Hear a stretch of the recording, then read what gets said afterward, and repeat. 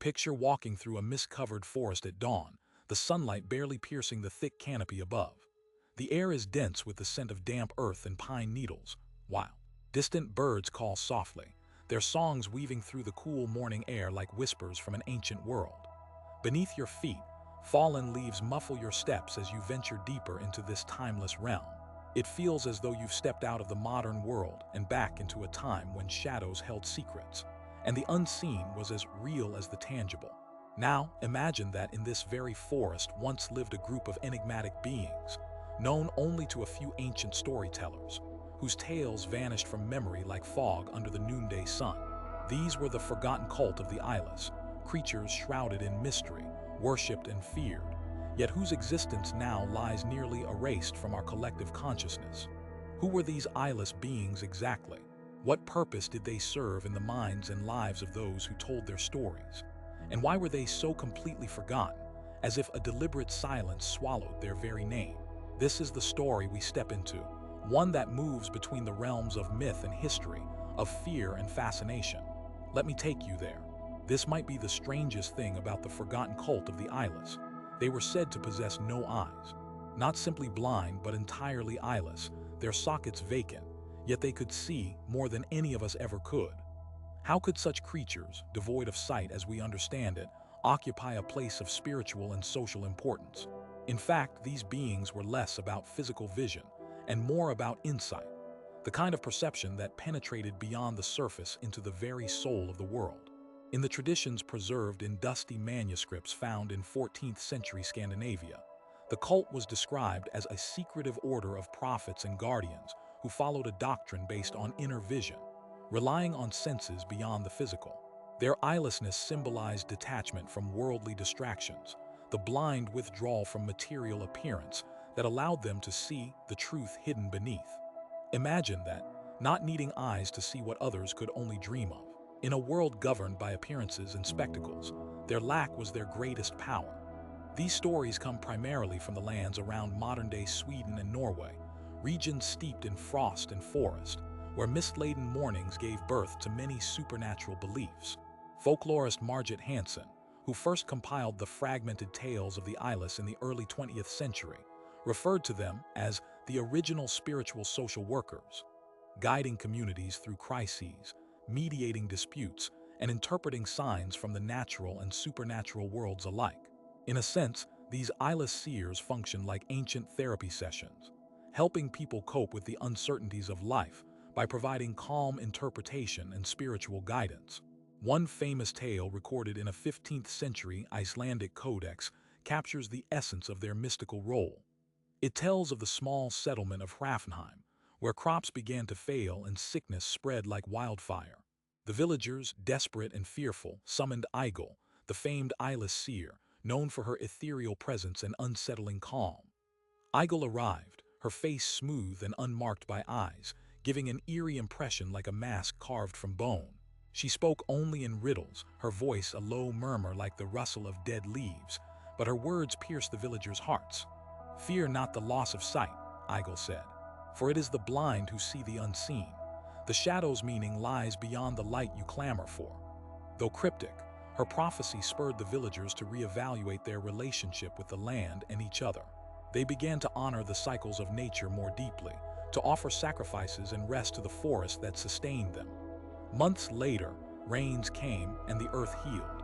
Eigil disappeared into the morning mist, leaving behind lessons ingrained in the psyche of Hrafnheim's descendants.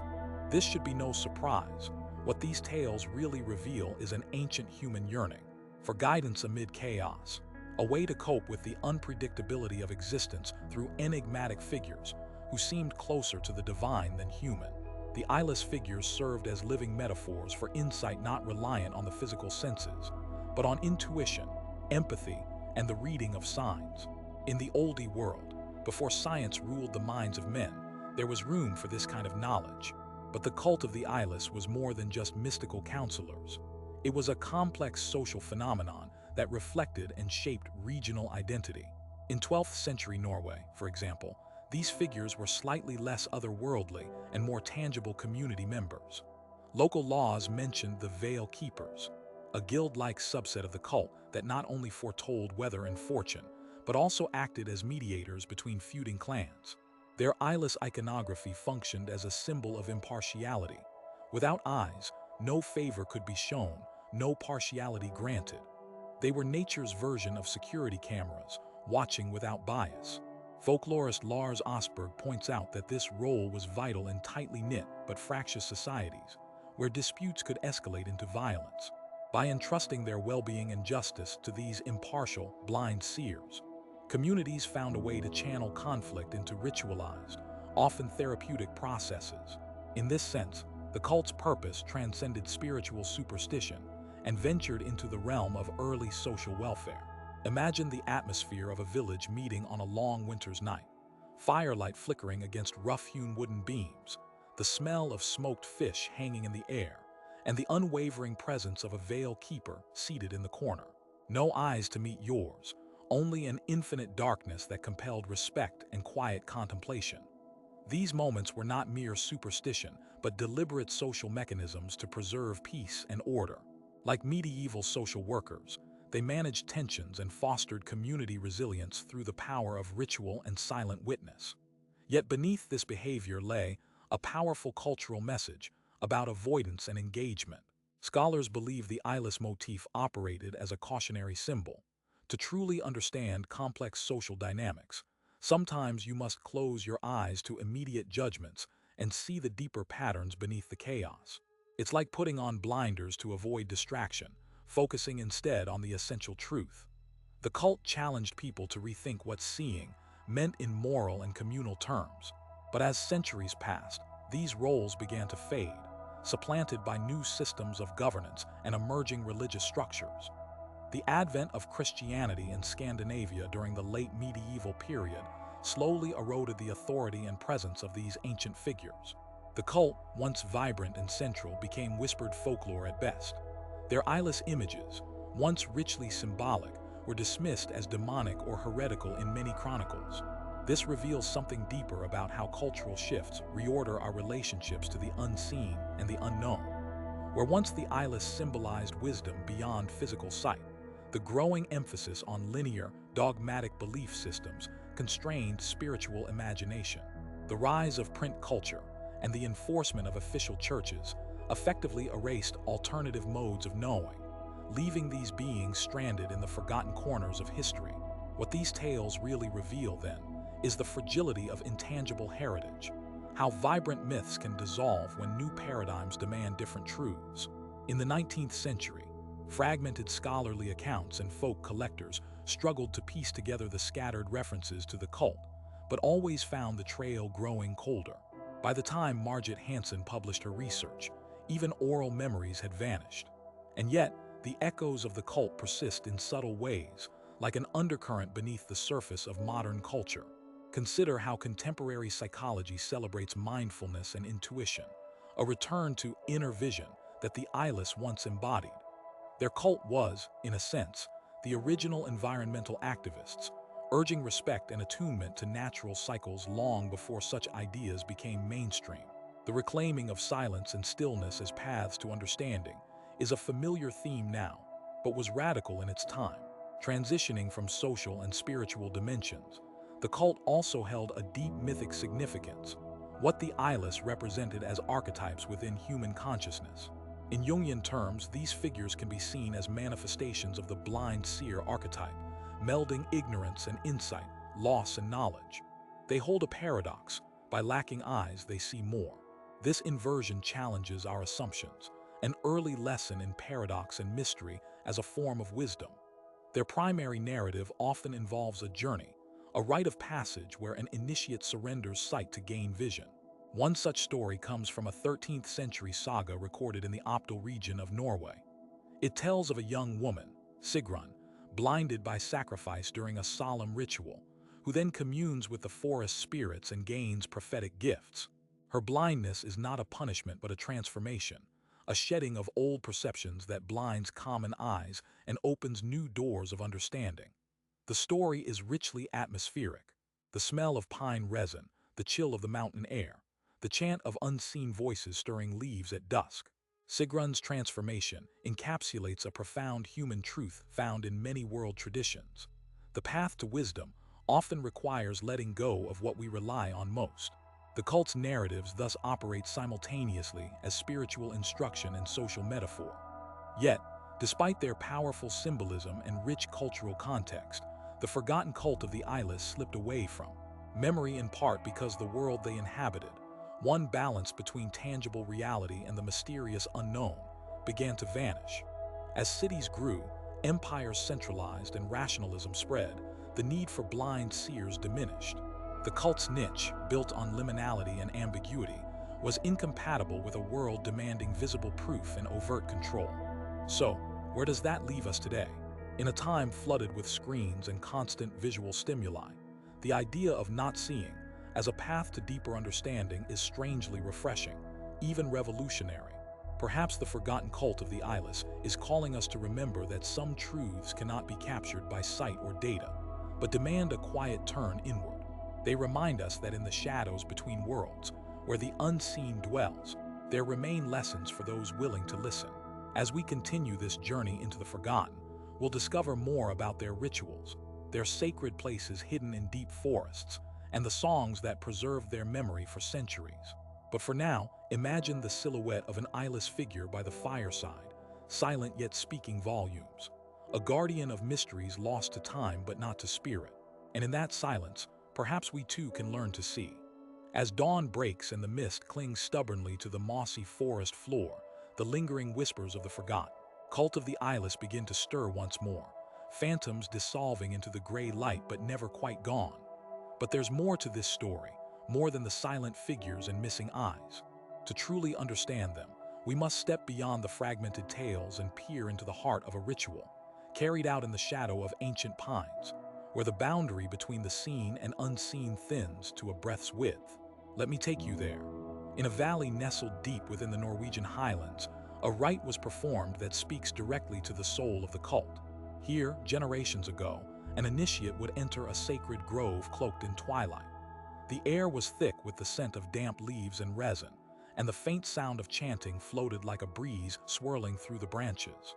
Before the gathered community, the initiate's eyes were carefully covered, not merely closed, but veiled with woven strips of birch bark, sealing off all sight. It was said that only by surrendering their eyes could they step into the realm of true vision. As the ritual progressed, the initiate would fall into a trance-like state, guided by the elder seers who themselves bore the mark of eyelessness, their own sockets empty yet glowing faintly with an unearthly light. One of the most complete accounts of this ritual comes from the 13th century manuscript, the Twig of Silence, preserved in a remote monastery in northern Sweden. It describes the journey of young Aaron, a farmer's son chosen by fate and vision to join the cult. When the night fell thick and the forest seemed to hold its breath, Aaron was led into the grove. There, surrounded by flickering torches, the elder seers intoned an ancient chant, words as old as the stones that marked the sacred circle. Suddenly, Aaron's world shifted. The familiar shapes of the forest dissolved into a darkness deeper than mere nightfall, a blackness filled not with absence but presence. In this void, he saw the truth of the world's cycles, the ebb and flow of life, death, and rebirth, woven in invisible threads that connected every living thing. This experience, though bewildering and terrifying to modern minds, was the cult's cornerstone. Their eyelessness was an emblem of deep attunement, a deliberate rejection of surface appearances in favor of the cosmic dance beneath. The ritual spoke to the profound human need to transcend the limits of physical perception, to tap into a wisdom beyond the blinking eye. What these tales really reveal is a universal longing, an ancient spiritual technology aimed at unlocking hidden realities. But the cult was more than just mystical visionaries.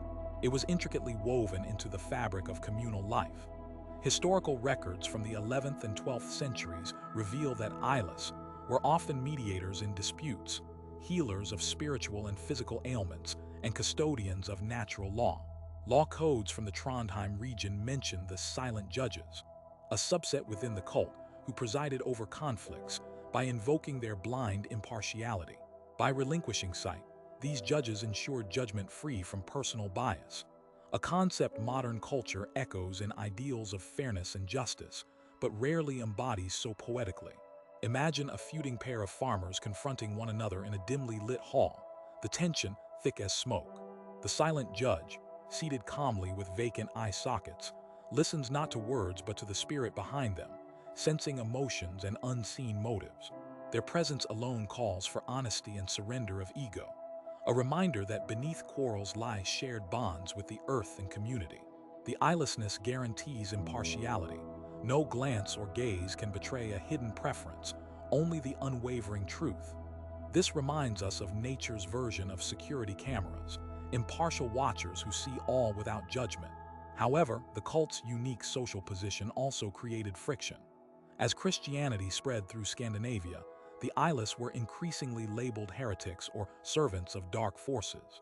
Their rituals, so intimately tied to pre-Christian cosmology, were outlawed, and their sacred groves destroyed. Church records from the 14th century refer to the blinded sorcerers, with a tone mixing fear and scorn. This official suppression hastened the cult's decline, transforming once venerated guides into cautionary ghosts in folklore.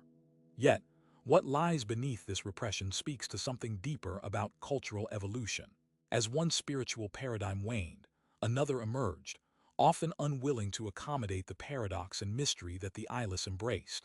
The rise of linear, doctrinal belief systems prized visible symbols and rigid dogma, leaving little space for the subtle, ambiguous knowledge the cult offered. The eyeless, with their silent speech and empty sockets, became symbols of heresy, a threat to ordered certainty. Still, traces of the cult's influence survived, scattered through oral traditions and the faded lines of folk songs. One such song, collected by Finnish ethnographer Eino Kuperi in the late 19th century, tells of the eyeless guardian, a spirit who protects the forest from those who would exploit it. The song's haunting melody and sparse lyrics evoke the cult's reverence for nature and balanced stewardship. This persistence suggests that while the cult was forgotten in name, its core principles echoed quietly, absorbed into the cultural soil like roots beneath frost. This should be no surprise when we consider the cult's role as the original environmental activists, advocates for respect toward the natural world long before industrial awareness. Their ceremonies emphasized attunement to seasons, cycles, and the silent voices of the wilderness, positioning them as spiritual caretakers. In a modern context, they remind us how lost we've become in a world bombarded by images and distractions, disconnected from the essential pulse of life. The mythic dimension of the eyeless holds a crucial lesson about the nature of knowledge itself. If we look through a psychological lens, these figures embody the blind seer archetype, a paradox highlighting how true insight often arises from surrender rather than control. Renowned psychologist Carl Jung spoke of similar archetypes, those who paradoxically see without eyes, whose vision comes from the depths of the unconscious, intuition, and symbolic awareness. The eyeless, in this sense, invite us to embrace mystery and uncertainty, trusting more in inner guidance than external proof. This paradox is vividly captured in the saga of Sigrun, the young woman from Optal who sacrificed literal sight for spiritual vision. During the rite, she speaks to unseen forest spirits, hears the rhythms of nature's heartbeat, and gains foresight, not through eyes but through a profound inner awakening. Her story is richly textured with elements that still resonate. The smell of cold earth beneath her bare feet, the soft moan of pines in winter wind, the taste of cold water dripping from icicles, all intensifying the sacred moment when physical blindness becomes transcendental seeing. It's a mythic metaphor for anyone who's ever had to let go of what they know to discover something far greater. Yet, despite their enduring power, why did the eyeless retreat so completely from collective memory? Part of the answer lies in the relentless advance of modernity. Cities expanding, centralized governments enforcing new laws, and a rationalist worldview demanding visible evidence and clear definitions. The cult, built on liminality and paradox, was ill-suited to this new order. Like mist swallowed by sunlight, their mysteries dissolved under the harsh glare of reason and progress. But the story does not end there. In our age of screens and constant images, the call of the eyeless is surprisingly relevant. They beckon us towards silence amidst noise, to trust inner senses beyond the superficial flood of visual data. Perhaps their forgotten wisdom offers a path to reclaim what we've lost: stillness, reflection, and a deeper connection to the unseen forces shaping our lives. As you imagine the silhouette of an eyeless figure sitting quietly by a crackling fire, feel the weight of centuries pressing softly against the edges of your awareness. Their silent gaze challenges us, not to see with eyes, but to perceive with hearts. They remind us that the richest truths often dwell not in what the eye can capture, but in the shadows where mystery waits, patient and unchanging. So what can we take from their vanished presence? Maybe it is an invitation to slow down, to embrace uncertainty, and to reawaken ancient forms of knowing. In doing so, we honor not only the forgotten cult of the eyeless, but a part of ourselves still eager to see beyond sight. As this journey ends, reflect on your own connection to the unseen stories woven through your culture and soul. What mysteries are waiting in the recesses of your mind, obscured yet alive? Could you, like the eyeless, find vision in blindness and peace in silence? In preserving and retelling these tales, we keep alive a sacred heritage, a reminder that beneath the noise of modern life, where technology dazzles and distractions abound, there remains a quiet space. This space, once guarded by the eyeless, belongs to all of us. It is where we can listen deeply, see truly, and remember that some of the oldest wisdom lies not in looking harder, but in seeing without eyes. In the end, the forgotten cult of the eyeless is less about what was lost, and more about what might be found again. A way of being that transcends the tangible and touches the eternal. And perhaps in their silent watch, we are never truly alone.